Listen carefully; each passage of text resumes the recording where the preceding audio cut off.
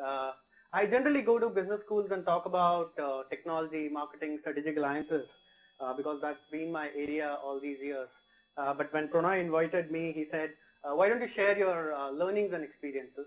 I was pretty delighted because I believe all of you are starting your business school life today. Is that the case? So it's a very important day for all of you. You have invested your time, efforts, money to be here for the next 2 years, and you are at a good institute like New Delhi Institute of Management. The question but here is, how do you make the best out of it, right? And that's what I'm going to discuss. Does anything strike you when you see this phrase, Stairway to Heaven? What is it? Led Zeppelin. Yeah. So it's a favorite song of mine. Of course, people who hear Led Zeppelin or have heard Led Zeppelin in the past would definitely relate to this song. The fact is that, unfortunately, in reality, in real life, the stairway doesn't always lead to heaven, right? And a lot of us, when we join our business schools, end up thinking that it's a stairway to heaven. Yes, it is a stairway. If I say the business school is the stairway, but the person climbing that stairway is you all, right? So while the stairway will give you the foundation to reach the heaven, but who has to climb that stairway? It is you. And you have to prepare yourself for the next 2 years to be able to climb that long stairway of corporate success. And with that, I wanted to kickstart today's note. And I want to ask a very simple question to all of you. How many MBA graduates do you think pass out every year? Just some rough guesses. 4 lakhs? 7 lakhs? I should probably start doing 7 lakh 1, 7 lakh 2. It definitely goes in lakhs, right? I remember about 4 to 5 years back when I was talking to one of the educationists, he said that every year close to 2 lakh odd MBA graduates come out. What do you think? Is that a problem? How many of you say yes? Okay, how many of you say no? What about the others?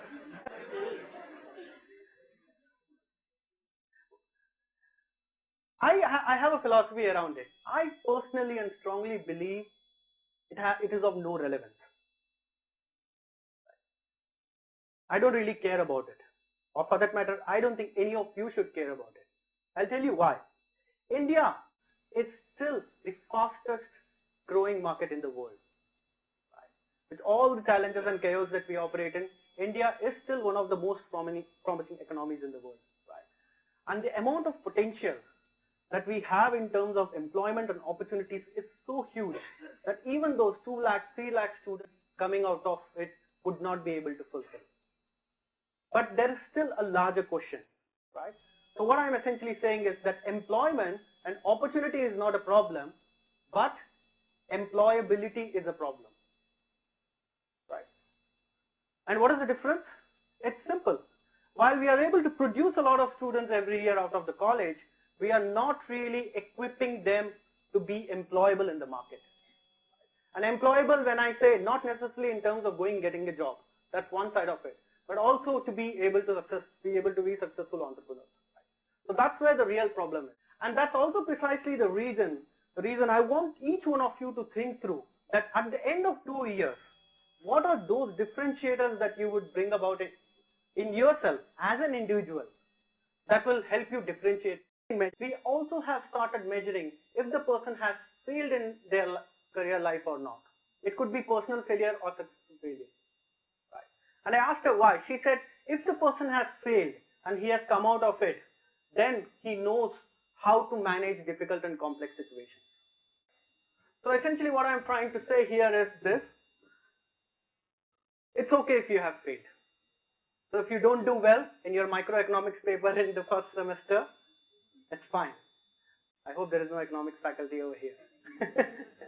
But there is. But the larger question is, even if you have not done well, are you preparing well enough the next time and scoring a higher mark? That's what is more important, right? Unfortunately, in India, we prepare all our students to only manage success and not failure. But I personally feel that you should be able to make all the attempts that you want to, make all the efforts, and it's okay if you fail, but get up and get going, right? That's the next thing that I wanted to talk about. There is a concept in HR, and I remember it because HR is very close to my heart, even though I have been in marketing and sales all these years, called the locus of control. And the locus of control is essentially says that there are two sets of people, people who have internal locus of control, people who have external locus of control. And the idea is people who have internal locus of control, whatever actions that they take and the outcomes that come, they don't essentially say that the outcomes are contingent of because of external factors, but it is because of them. Let's take a very simple example. Professor Pranay gives you an assignment in your first semester, right? And in HRD, he forms a team of say 5 people of you, of which one of you is a group lead. You are supposed to present on Monday. You arrive there at 10 a.m. with your group and you start presenting your project. Right? At the end of the project, somehow it has not come out well. Right? And this gentleman, say what's your name? Aditya, right? Aditya comes out of the room and says, यार ये group number ही ठीक नहीं है. अगर group अच्छा होता तो project अच्छा होता, right? That's a typical behavior wherein you're showing external locus of control. The idea is pretty simple. At the end of the day, the outcomes of the actions that you take is basically because of you, and you have to define all those parameters in your life. It could be preparing for the exam, it could be taking time for your friends, it could be taking time for your family, or taking time to do revision of whatever subject that you are doing in. It is in your control, and take control of it and then decide the outcome. Instead of attributing the external environment to it. Simple that ultimately there has to be a very high internal locus of control amongst each one of you. And you all have to say this to yourself every day. It is up to me. Right? Can you say that for me once? Because at the end of the day, our destiny is in our control, and the way we navigate it, the outcomes will be like that. It's very easy to attribute things to the external factors. What is this?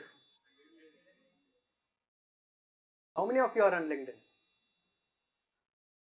Not bad. Okay. Do you know how many people are there in LinkedIn approximately? Globally? Rough, just take a rough guess. Millions. How many millions? Or badao? 10 billion. Or badao from million to billion. Easiest thing to do, right?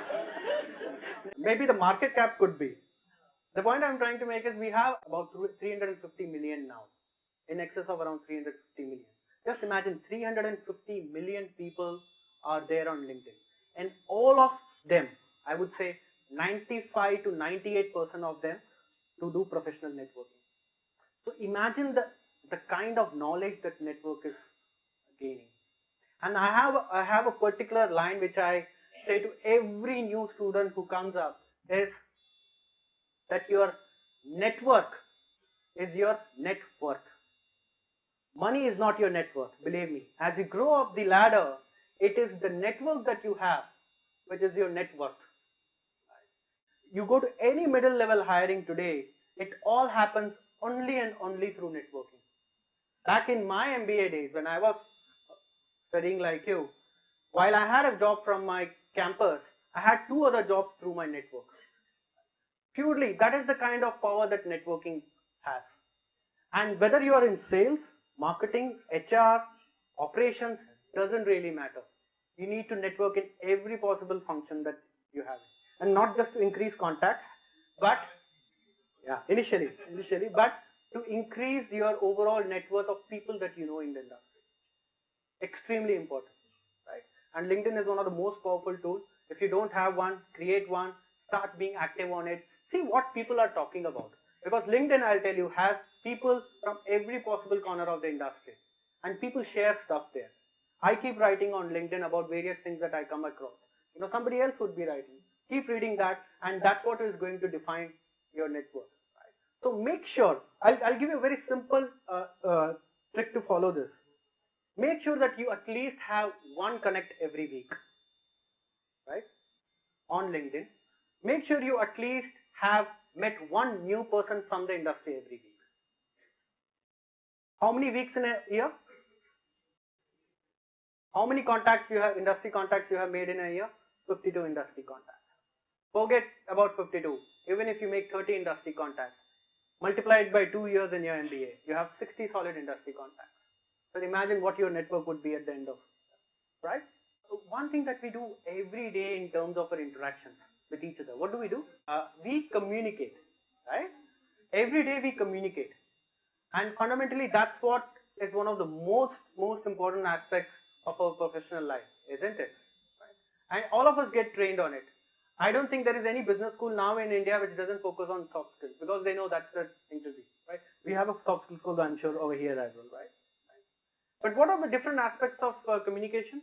Essentially, verbal communication and non-verbal communication, right? Me shaking my hands, moving from here to here is all non-verbal, right? And verbal is what I'm speaking. But there's one component within that which I believe is one of the most important things, and most of us never get trained on it. Because what is that? Listening. It is listening. I'll tell you some very startling fact. You know, there was a survey done, a global survey done. Only 2% of the people globally, if you take a sample size of corporates across the world, have been actually trained on listening. And they went on to do a further survey. 85% of the people believe that they are worst listeners. And the fundamental problem is that the way we are all trained and groomed over years is we listen not to understand, but to reply. But in professional scenarios, we all have to build active listening techniques. And believe me, that goes a long way. Today, every corporate is trained on that. So much so to the extent, I don't know how many of you know this name, Tom Peters, but he's a management thinker and a pretty popular person. Go and pick up a book whenever you get a chance. He went on to go say, officially that if it was up to him, he will have a 2-year program just on listening, MBA in listening. I know it sounds funny, but if you actually see yourself, visualize yourself 5 years down the line, what you would be doing? You would be listening to your customers. You would be listening to your employees. You will be listening to your vendors. You're listening to your boss, right? You all would be fundamentally listening. And to have that effective listening, you need to be trained on one more thing, which is asking the right questions to help you solve the problem. So in the next 2 years, focus on building a thought process wherein you're open to listening to people. Not to reply, but to understand what they are saying. And you can see this right away. The moment you all will start working on those projects, which your faculty would give, make an attempt to consciously listen to the opinion of the other person. Understand it and then respond back. And if there is something that is not clear, ask the right question. Right question not to debate or argue, but to clarify and communicate. Right? So listening is another important aspect that I strongly believe that you need to develop. Who is this gentleman on the left? And who is this gentleman on the right? I did not plan it this way, na. एक तरफ बाल है और एक तरफ गंजा है. It just happened. When I was putting this together, it just happened. But what is common again between both of them? One thing you would find common amongst most successful people, they never stop learning. They never stop learning. I don't know how many of you, of course, you followed, right, when Satya Nadella became the chairman, and it was news all over the world, on Indian newspapers, on our Indian news networks. In one of his interviews, he actually said this. He says that I sign up for courses more than what I can complete. I end up buying books more than I can read. Right? Because he feels the moment he stops learning, he will become irrelevant. And that is the reality as of today. Right? Ask yourself question every Friday, what did I learn new this week? Every Friday ask this question. And you will be startled to see that if you have really learned something every week, even one small thing in a good way, that will go a long way in your career. If Satya Nadella can do this, so can you. Right? And same is the case with Einstein as well. And he puts it across in a wonderful way. I love this quote. He says, we cannot solve our problems with the same thinking we used when we created them. Right? And how do we change our thinking on a regular basis? It's by learning new things.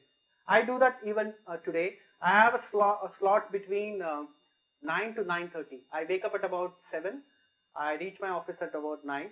Between 9 to 9:30, I have put a block in my calendar. I call it the self-enablement time. And those 30 minutes, I just spend learning something new.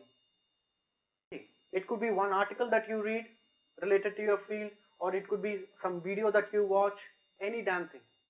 It's the individual and not the book. It's okay to fail, but please try and fail next time. Make sure that you get this printed out and put it on your wall. If it is to be, it is up to me, right?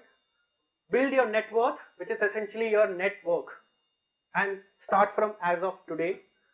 Listen as much as possible. Listen to understand, not to reply, and reinvent yourself. But most important of all is don't stop having fun. Have as much fun as possible. This is me doing a skydive from 12,000 feet in US. So whenever you get to do anything that is crazy, do that, because at the end of the day we live a short life. Do all this, but have as much as fun as possible. These 2 years are really precious. I personally had one of my best time when I did my MBA, and I hope that you will as well. All the best to you all.